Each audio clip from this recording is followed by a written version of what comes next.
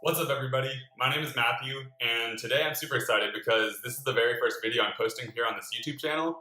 Kind of the whole reason I started this channel in the first place is because for a very long time I've been passionate about kind of making people see the beauty in life and just pushing them to unlock their potential. I think we live in a very difficult but also opportunistic time period in history in which stuff like stress, competition, and honestly mental health problems are increasing at a faster rate than ever. But at the same time, there's so many opportunities around us with stuff like increasing technology, increasing ways for us to get out messages or produce content with stuff like social media. So essentially the whole purpose of this channel is to motivate millennials to take a step back from the craziness of the world and really focus on themselves to make the most of what they have. So I've decided to start a series on YouTube called Millennial Motivation. And the way this is gonna work is every month I'm gonna choose a different topic regarding something millennial. So what does that mean? It means I could talk about anything from social media to lifestyle choices, health, fitness, meditation, literally anything. So actually a quick note on the format of how this Millennial Motivation series is gonna work. Each month I'm going to choose a different topic, and then within that month I'm going to be posting weekly a sub-topic or sub-discussion of the larger theme. So without further ado, the first topic of this month is social media. And so for this episode in particular, I'm going to be discussing 5 ways in which you can use social media in the right way. As y'all know, there are a lot of negatives to social media, and that can include stuff like seeing unrealistic standards or waking up in the morning and the first thing you see is everyone else in the world besides yourself, when that is a crucial time of your day and you could really be productive and think about what you want to get done in that day. Other negatives include stuff like seeing false information on BuzzFeed articles or Snapchat stories, whatever it may be. However, there are a lot of good ways that you can use social media. And so here is my list. Number 1, and this is the most obvious, stay in genuine contact with the people who are geographically not close to you.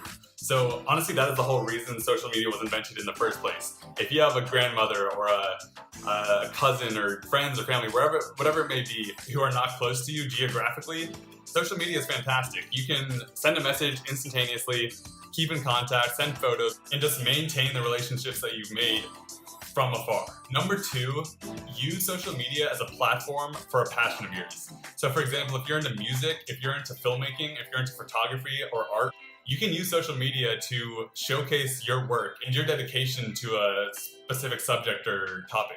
It's just really important to remember that the content should be the goal and not the social media itself. Number 3, follow people on social media who send out a positive message. I can't tell you guys how many times I've just scrolled through my Facebook feed and just came across all these heated arguments about stuff that people don't even know what they're talking about. And just reading that all the time, it's really toxic for people's mental health. So instead, fill the people you follow on your Instagram or Snapchat or Facebook, whatever it is, with people who send out these positive messages. 2 I can recommend right now are Jay Shetty and David Goggins. Jay Shetty is super, super cool. I actually just recently found out about him. And essentially, he became a monk. He moved to Asia from the United Kingdom. He became a monk for 3 years, came back to the UK, and just started this whole movement of making wisdom go viral. And so what he does is he pretty much talks to millennials and just pretty much everyone about how to just work on self-betterment. David Goggins, on the other hand, he was an ex-Navy SEAL, and I think he also did stuff with the Air Force. Now he's this huge ultra-marathon runner. He currently holds the world record for most pull-ups ever done in 24 hours. He's this crazy motivated guy who has had this really difficult upbringing and just a beautiful story, and he has dedicated a lot of his life to just putting out positive messages to people to motivate them. Number 4, go learn something. If you have an interest or a desire to go and learn guitar or piano, you can find all of this stuff on YouTube or online somewhere. Another thing you can do is start listening to podcasts. I recently started listening to podcasts. I'm really into medicine, and I'm actually applying for medical school in this next upcoming year.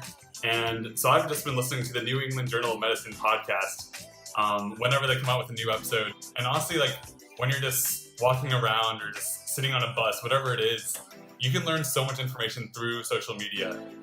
So I highly recommend either getting into podcasts or really just learning stuff through YouTube. You could learn a language. You could learn about your schoolwork through Khan Academy. Honestly, just fuel your interests, because there's so much stuff out there that you can really use to your advantage instead of just sitting back and passively taking in all the information that we're given. Number 5, you can be lazy with social media. That is okay. I'm not here to rat out anyone and be like, oh, like this generation is bad. We're always just on social media, looking at memes or taking in all this information of our friends. That stuff is okay. It's not bad as long as it's balanced. You know, if you're obsessing over a certain model you follow on Instagram, or if you're always like looking at your friends who you see on Facebook rather than focusing on yourself, then that's where the problem is. But if you like look at some memes or every now and then scroll through, that is fine and that's good. Just know how to keep it balanced. Anyway, this is the end of this first episode here on Millennial Motivation. I hope you guys enjoyed it, and this is kind of weird for me because I've never done anything like this before, so I'd love your feedback. Hopefully I'll get a little better on this whole stage presence and video recording stuff. It's a little awkward for me right now. But I hope you guys stay tuned for the next episode. And once again, I'm Matthew. I'll see you guys in the next one.